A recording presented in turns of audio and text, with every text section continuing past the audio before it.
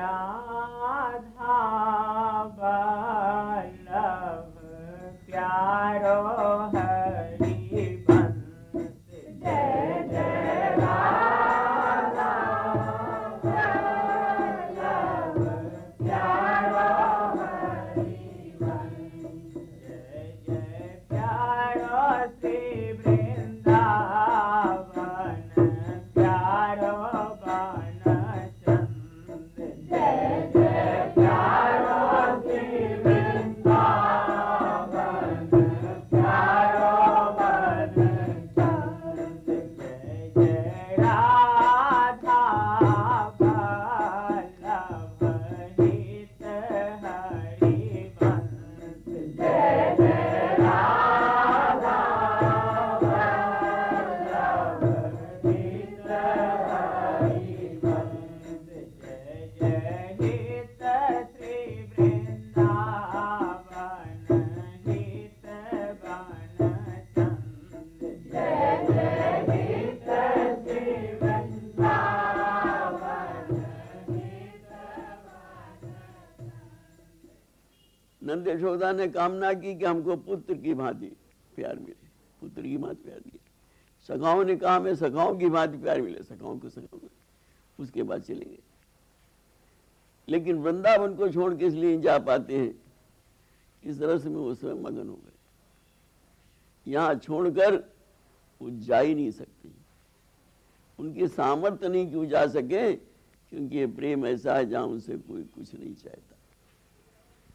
उनको निकलने का द्वार कब मिलता है? जब जीव के हृदय में कोई चाह पैदा हो जाती है, भोग की चाह पैदा हो जाए या मोक्ष की चाह पैदा हो जाए। अगर भोग की चाह पैदा हो जाए तो भी निकल जाएंगे, मोक्ष की चाह पैदा हो जाए तो भी निकल जाएंगे, क्योंकि भोग और मोक्ष उनको देने में कितनी देर लगती है। लेकिन प्रेम के बदले में क्या दें? हारते वहां पे हैं जहां प्रेम होता है। ये जीव और ब्रह्म का एक स्वभाव है, हम आपसे बता चुके। जो ब्रह्म का स्वभाव वो जीव का स्वभाव है। हम और आप कहाँ हारते हैं? प्रेम में हारते हैं, और कहीं नहीं हारते हैं। प्रेम के आगे हम और आप भी हार जाते हैं। ठीक उसी प्रकार ब्रह्म भी प्रेम के आगे हार गए। तो या रस को ब्रह्मादिक तरसे, ब्रह्मा आदि भी इस रस के लिए तरसते रहते हैं कि कब हमको मिलेगा ये रस। और सुख सनकादि मनोहु नहीं परसे। शुकादिक और सनकादिक परमहंस जो हमेशा 5 वर्ष की अवस्था के रहते हैं और भजन ही भजन करते हैं, उनके मन को भी ये रस स्पर्श करता, ये प्रेम उनके मन में भी नहीं आता। क्यों? उनके चित्त में ठाकुर जी का ऐश्वर्य भाव है। वैभवता में ही रुझाने, जहां ठाकुर जी का ऐश्वर्य भाव आया वहां प्रेम गया। क्योंकि प्रेम कहाँ नष्ट होता है? जहां ऐश्वर्य प्रकट हो जाए। जिससे आप प्रेम करते हैं उसका यदि ऐश्वर्य आपके सामने प्रकट हो गया तो प्रेम नहीं आप कर सके। तो सुख सनकादि न जानत भेवा, यद्यप करत बहुत विधि सेवा, और वैभवता में ही अरुझाने, और नित्य बिहारी नहीं पहचाने। जो प्रेम से पकड़ने में आने वाला है वो कामनाओं के वशीभूत नहीं हो सकता है। हरिवंश महाप्रभु ने इसीलिए पहला पाठ जो अपने शिष्यों को ही पढ़ाया कि सब सोहित निष्काम मति। अपनी मति निष्काम कर लो। ये तुम्हारी मति में कोई भी कामना रही तो भी तुम उसे नहीं प्राप्त कर सकते। अगर वृंदावन में विश्राम चाहते हो तो तभी मिलेगा जब तुम्हारी मति निष्काम हो जाएगी। आज वृंदावन में रहने वाले भी दुखी क्यों? कामनाओं से घिरे हुए। बिहारी जी कामना पूरी करेंगे, राधा जी कामना पूरी करेंगे, राधा रमन जी कामना पूरी करेंगे, इसी से तो परेशान है।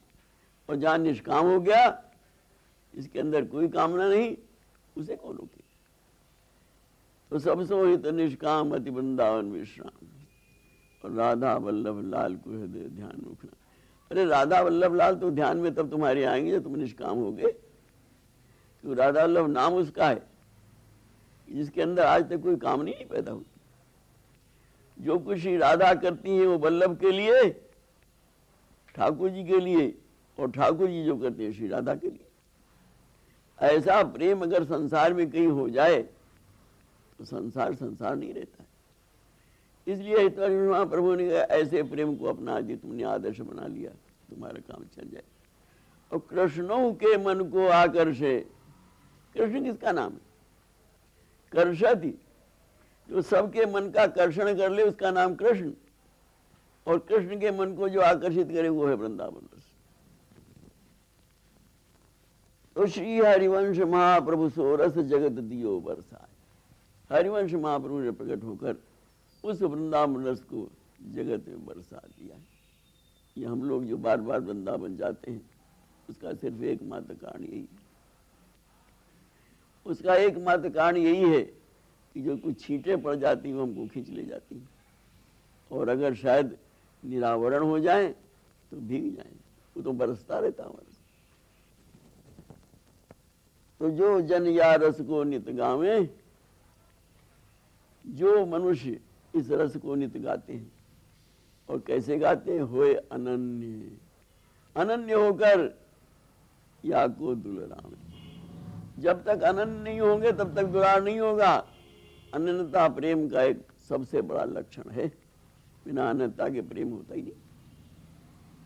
प्रेम जहां होगा वो अनन्य ही होगा। आज हमारा संसार में प्रेम नहीं, इसलिए अनन्य नहीं। जब अनन्य हो जाएंगे तो प्रेमी। तो होए अनन्य या को दुलरावे, तो प्रिया लाल के मन अति भावे। वो प्रिया प्रीतम को बहुत अच्छे लगते हैं, वो भी अनन्य है। श्री राधा श्री कृष्ण के अनन्य है, और श्री कृष्ण श्री राधा के अनन्य। तो जो अनन्य है उसको अनन्यता अच्छी लगेगी ना।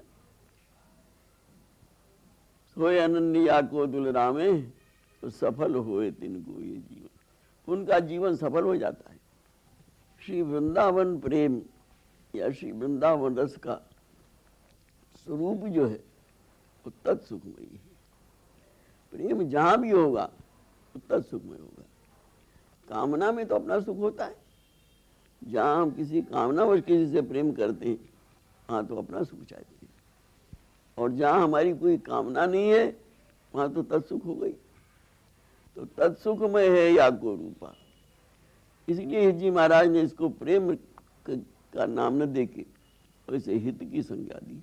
हित माने वो प्रेम जिसमें किसी को सुख मिले, जिसमें किसी का भला हो। प्रेम तो सब प्रकार के प्रेम होते हैं। ये प्रेम जो है तत्सुखमय है या को रूपा, और परम महाप्रेम है शुद्ध स्वरूपा। ये प्रेम ही महाप्रेम है। जो इस प्रेम में पड़ गया वो फिर अपने को भूल जाता है, और जब तक हम अपने आप को नहीं भूलेंगे तब तक प्रेम नहीं कर सकेंगे। प्रेम वही है जिसमें मनुष्य को अपनी विस्मृति हो जाए। इसीलिए प्रेम का एक लक्षण जो है, शुद्ध प्रेम का एक लक्षण मादकता बताया। मादकता माने नशा। इस प्रेम में ऐसा नशा है कि आदमी भूल जाता है। सादा नशा पीने वाला जब भूल जाता है अपने आप को, न उसे सड़क के रूल का ध्यान है, न लोगों का ध्यान है, न गाड़ी का ध्यान है, न घोड़े का ध्यान है। कभी इधर चलता है कभी इधर चलता है, लोग हंस रहे हैं, उसको कोई परवाह नहीं, क्योंकि वो मादक है ना। इसी प्रकार इस तत्सुखमय प्रेम में बहुत मादकता है। महा प्रेम है शुद्ध स्वरूप। इसको उस प्रेम की संज्ञा नहीं दी। हमने बताया ना कि प्रेम 3 प्रकार का होता है, स्थूल प्रेम, सूक्ष्म प्रेम और महाप्रेम। स्थूल प्रेम शरीर का प्रेम है, जिससे हम लोग परिचित। सूक्ष्म प्रेम वो है जो मन से मन का प्रेम होता है, और महाप्रेम वो है जो आत्मा से आत्मा का प्रेम होता है। इस प्रेम में स्पर्श भी नहीं। श्यामा श्याम एक दूसरे के स्पर्श नहीं करते हैं तब तक होश में रहते हैं। इस प्रेम का विलसन कौन कर रहा है? कहने प्रिया प्रिय, एक दूसरे के साथ विलसन है, और चिते चिते मुस्काए। वो उनकी तरफ देख के मुस्कुरा रहे हैं, उनकी तरफ देख के मुस्कुरा रहे हैं। क्योंकि रस की सीर कुंज थल उपजे, और दर्ग के करण बटोरे। श्री वृंदावन में खेती होती, काहे की? सीर माने खेती।